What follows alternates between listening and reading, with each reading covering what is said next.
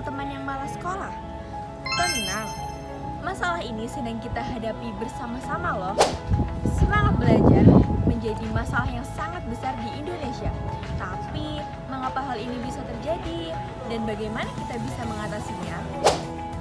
Menurut sejumlah survei nasional, banyak siswa Indonesia mengalami penurunan motivasi belajar, terutama setelah pandemi COVID-19 kemarin. Beberapa berita bahkan menyoroti rendahnya minat belajar dan meningkatnya angka bolos sekolah.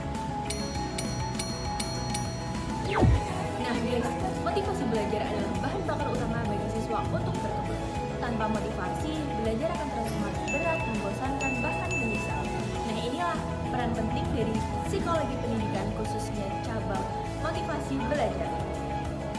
Nah ada banyak banget nih faktor penyebab rendahnya motivasi belajar. Antara lain,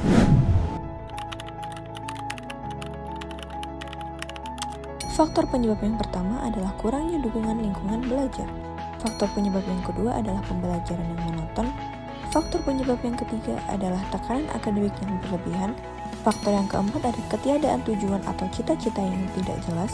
Dan faktor yang terakhir adalah lingkungan sosial yang kurang mendukung.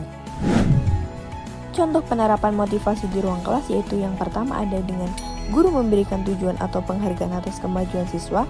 Yang kedua ada membuat pelajaran aktif dan menyenangkan. Yang ketiga ada menghubungkan materi pelajaran dengan kehidupan nyata siswa. Dan yang terakhir, membantu siswa menetapkan tujuan pribadi.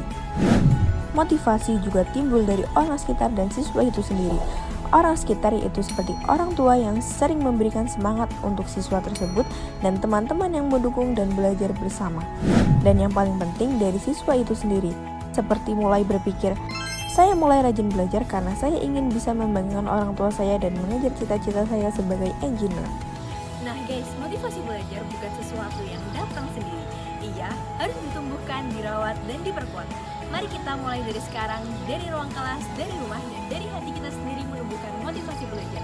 Karena Indonesia butuh generasi yang tak hanya pintar, tapi juga semangat dalam belajar.